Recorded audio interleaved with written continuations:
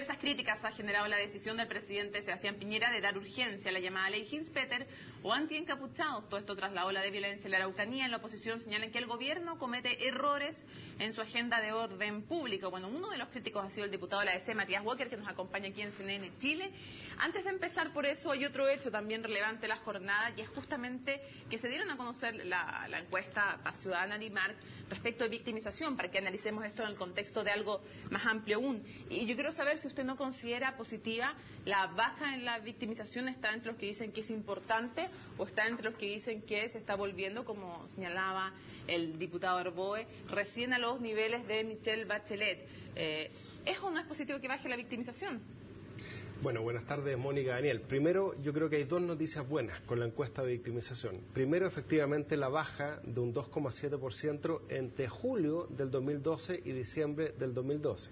Segundo, es un hecho positivo, naturalmente, que el índice de temor de la ciudadanía haya también experimentado una baja. Es más bajo desde el año 2000. Efectivamente, un 11%. Pero hay tres cosas que a mí me preocupan. Primero, que si uno ve el periodo que comprende entre diciembre del año 2010 y diciembre del año 2012, hay un alza, Perdón, un 3,6%. ¿Por qué toma justamente ese periodo? Porque diciembre del 2010 hay una baja tremenda, entonces cualquier cosa que comparemos con diciembre del 2010 la ve mal. ¿Por qué hace justo la comparación con esa fecha en específico? Porque estoy tomando los mismos periodos, estoy hablando de diciembre, porque incluso si tú tomas la cifra de junio del 2010, es más bajo todavía. Ya, pero entonces tomemos diciembre del 2011, que es el año pasado, ¿no? Y ahí tenemos un 39,3, o sea, igual baja.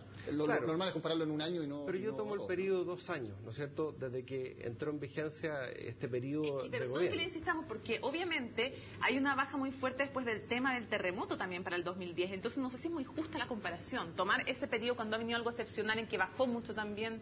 Bueno, pero también podría ser circunstancial la cifra entre diciembre y julio. Además, si lo razonamos con la encuesta ENUS, que es la más importante en términos de seguridad ciudadana, porque es la que muestra los datos del INE, vemos que todavía el índice es principalmente preocupante respecto de la violencia, por ejemplo, que está asociada a la comisión de estos delitos. O sea, el número de delitos violentos ha aumentado.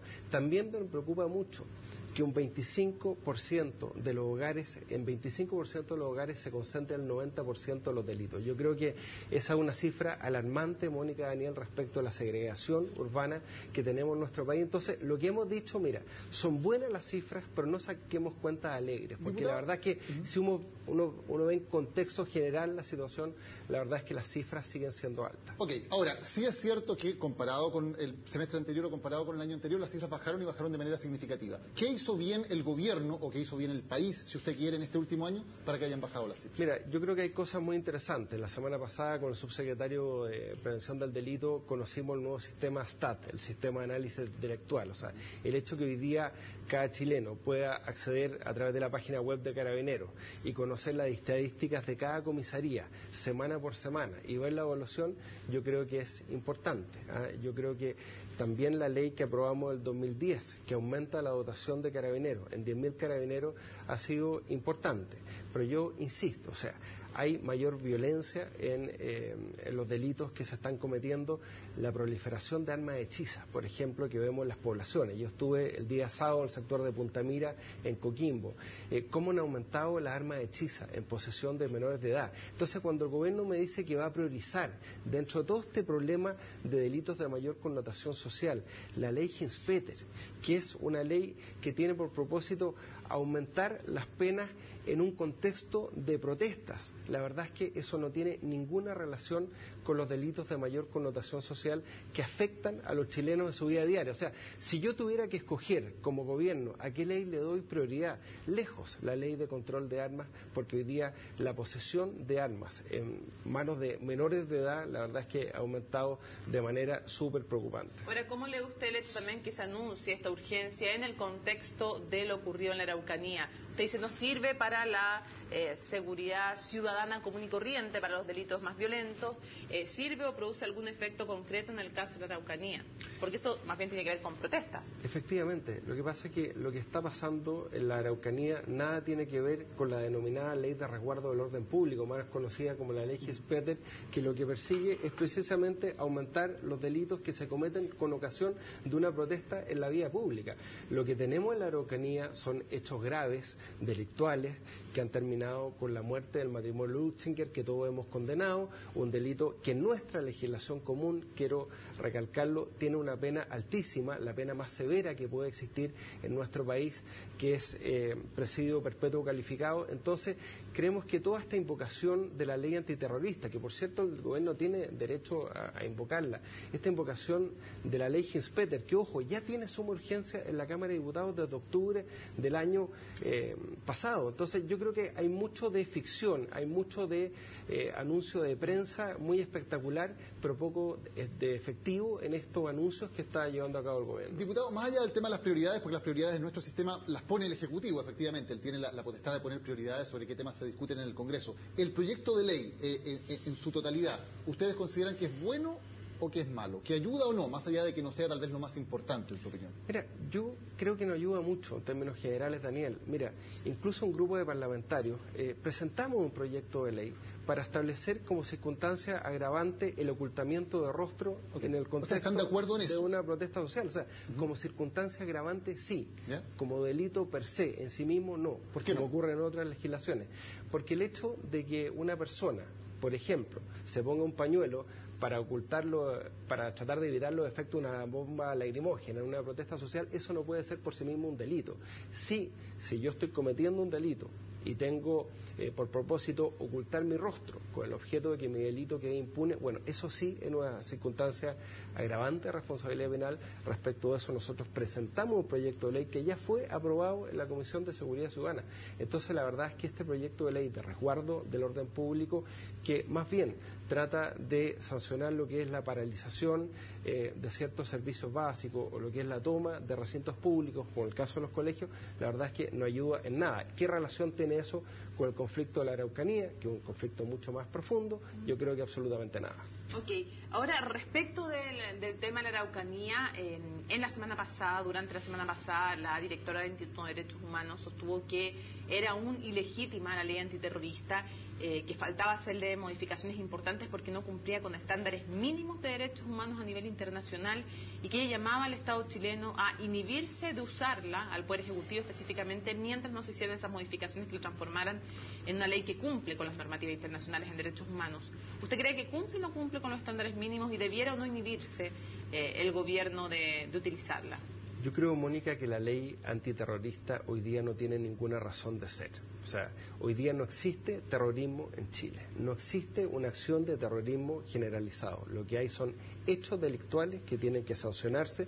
Lo que ha faltado acá es inteligencia, sobre todo por parte de la ANI, en poder prever estos delitos. Lo ocurrido en la Araucanía para usted entonces no es terrorismo. No es terrorismo. ¿Y qué es? La calificación de un delito como terrorista corresponde a los tribunales de justicia. Su invocación corresponde al gobierno. Creo, en lo personal, ¿sí?, como abogado, me asiste a la convicción de que no es un delito terrorista, es un hecho grave que debe ser sancionado. Yo creo que esto fue crónica de una muerte anunciada. Yo creo que faltó acción de la inteligencia, vamos tanto policial como por parte de la ANI. Sí, vamos a hablar del tema de inteligencia de la ANI, pero antes, usted señala, no solo no hay terrorismo en la Araucanía, usted dice, hoy día no hay terrorismo en Chile, no tiene sentido la ley antiterrorista. ¿Usted cree que no debe existir una ley antiterrorista en Chile?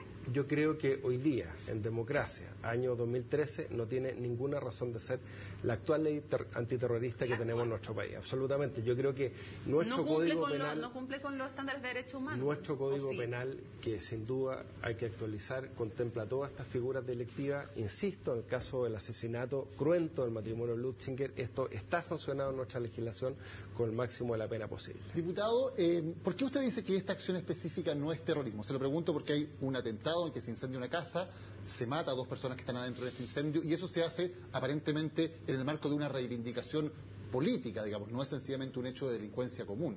¿Por qué usted dice que ese acto entonces no cumple con las características para ser terrorista? Yo no veo, Daniel, una organización jerárquica, sistemática, organizada en todo el país o en un sector de la Araucanía específicamente para generar temor en la población. Pese a todos los ataques similares que se han dado en ese sector, porque los ataques incendiarios han sido decenas. Efectivamente, son hechos delictivos muy graves respecto de los cuales hay que sancionarlos con el máximo rigor de la ley y respecto de los cuales también ha faltado inteligencia policial para prevenirlos. Eso no me cabe ninguna duda. Ahora, si los hechos revisten el carácter de un delito terrorista, bueno, está en la facultad de los tribunales de justicia de determinarlo. Hablemos del tema de inteligencia, que usted ha mencionado varias veces. ¿El director de la ANI debería renunciar a su cargo por no haber sido eficiente? Yo creo que sí. Yo creo que si hay un ente responsable de no haber previsto esta situación, particularmente con las amenazas que había sufrido el matrimonio Lutzinger, según han dado cuenta sus propios familiares, sus propios hijos, en la Agencia Nacional de Inteligencia, hay una comisión especial en la Cámara de Diputados de carácter permanente que está viendo este asunto. El diputado René Zafirio, nuestro diputado por la Araucanía, ha pedido que se cite al director de la ANI y yo creo que el órgano que está hoy día en la mira de todos y que yo creo que merece ser cuestionado por su actuación. Diputado, su colega en la Cámara Baja, el diputado Asbun, presidente de la bancada de la UDI, ha dicho que, aunque es un muy buen profesional, el director de la ANI no tiene las competencias para estar en ese cargo. ¿Usted comparte la afirmación?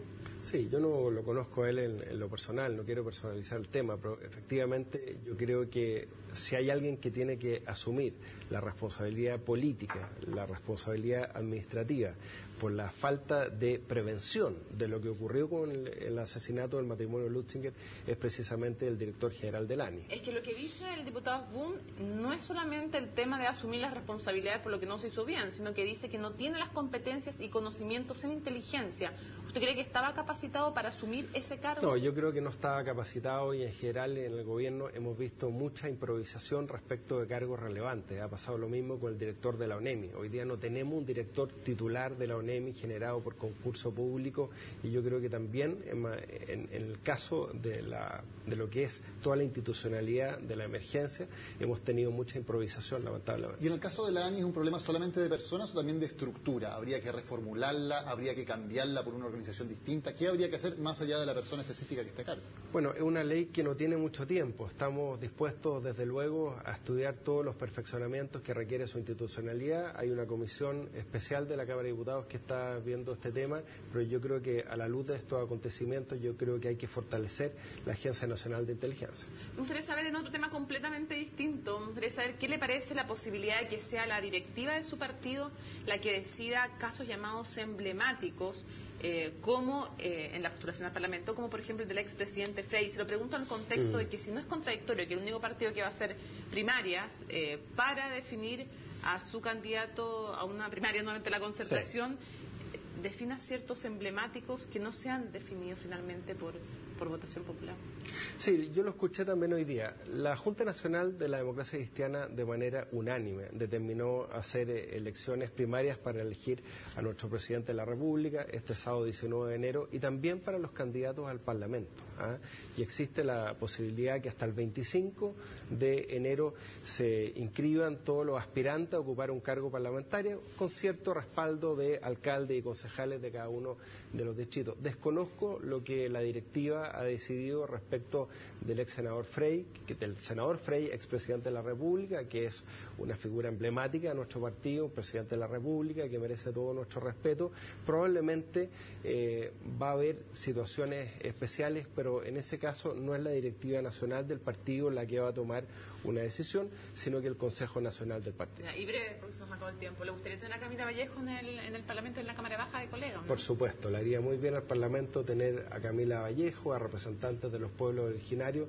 Este Parlamento tiene que ampliarse y ser mucho más representativo de la diversidad que existe en nuestro país. Diputado, muchas gracias por haber estado hoy con nosotros en Serena en Chile. Muchas gracias.